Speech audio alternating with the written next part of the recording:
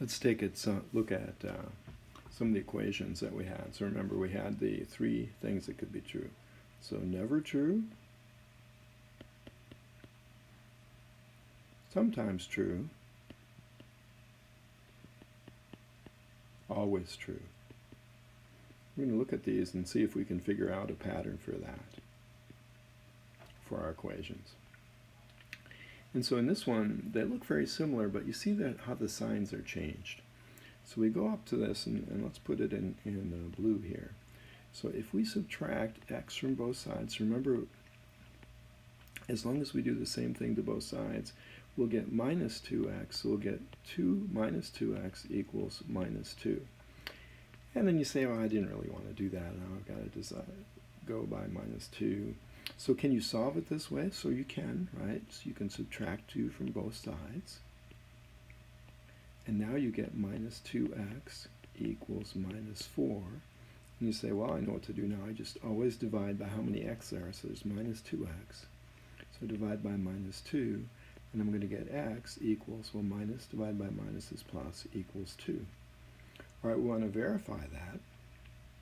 Okay, so let's verify it by substituting in 2 into both of these and see if we get it. So we get 2 minus 2. Does that equal 2 minus 2? 0 equals 0. Okay, so for one value of x, this is true. Okay, so it's true there. Are there other values for where it is not true? Actually, any other value. So always easiest to take 0, right? So 2 minus 0. Does that equal 0 minus 2? Does 2 equal minus 2? No, it does not. Okay, so this was from the sometimes true.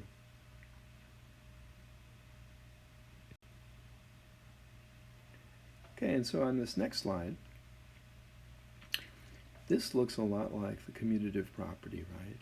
So we're adding the exact two things, 3 and x, and we're trying to find out, is there any case when this isn't true? If you were going to draw it, you'd say, well, I've got this box of candy x and 3 loose candies, or I've got 3 loose candies and a box of candy x. It doesn't make any difference in which I add it. Now, from the algebraic point of view, you can prove that by saying, well, I can subtract x from both sides, and now I get 3 equals 3. So no matter what x I put in, that'll always be true.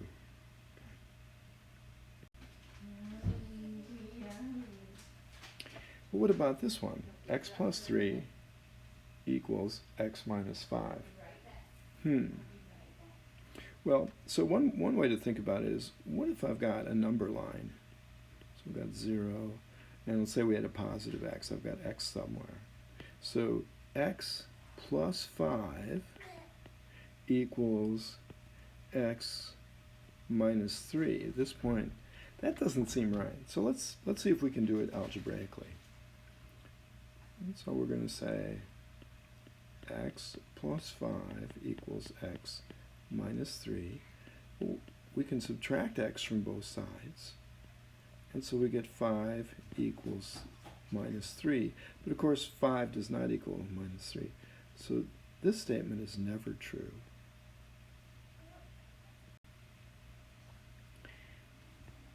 In this case, we're going to multiply what's inside the parentheses by what's outside, both of them. That's the distributive property.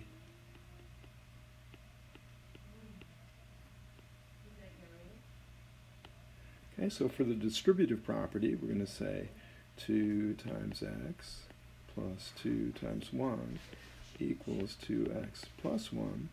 So 2x plus 2 equals 2x plus 1.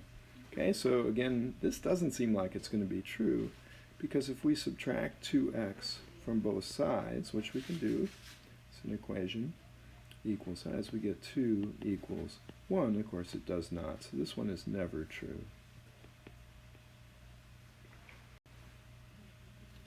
At first glance, when you look at this, you think, this doesn't look like it can ever be. How can 6 of something equal 1 of something?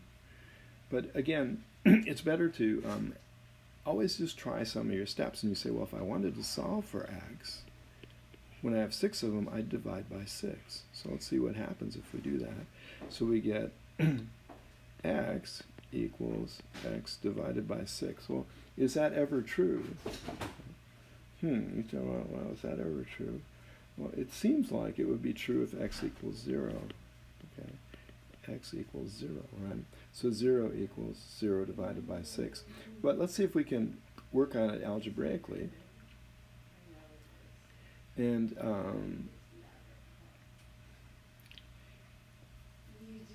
well, let's just see if that works, right? So if we put in 6 times 0 equals 0, 0 equals 0. So that does indeed seem to work.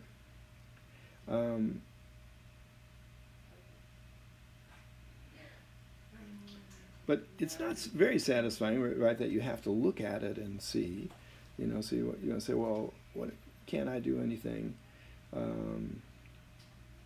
And you might say, well, can I divide by x? Well, remember, if you divide by x, you have to account for the fact that x could be 0. And so that makes it harder. So when we divide by 6, we get x.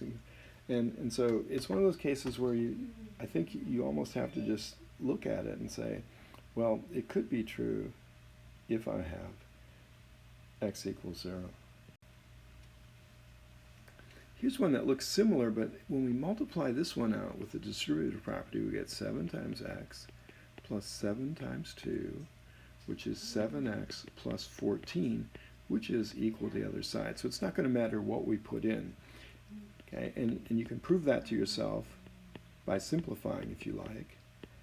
Okay, so you say, well, I can subtract 7x from both sides, and that gives me 14 equals 14. And if you really want to just keep going, you say, oh, I could subtract 14 from both sides, and I get 0 equals 0, which does seem to be true. So it's always true.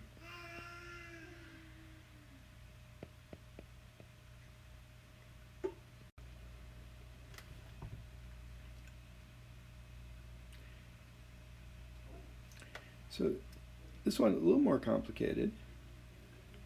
And so when you look at it, you could say, well, 2x plus 4 equals 2 times x plus 2. Okay, so if you agree with that, then you'll say, okay, I've got 2 times x plus 2 divided by 2 equals x plus 2. And then you say, okay, well, those can cancel out, so I get x plus 2 equals x plus 2. And remember, you could subtract x from both sides, so you get 2 equals 2, which is always true.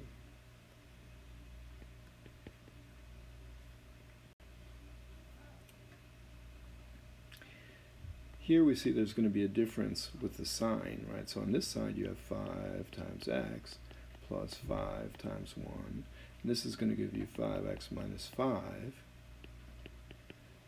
Okay. And so we'll subtract 5x from both sides, and we'll get minus 5 equals plus 5, which is never true.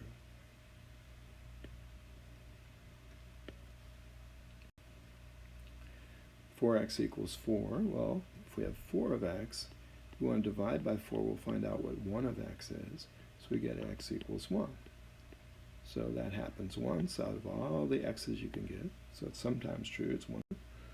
And that's it.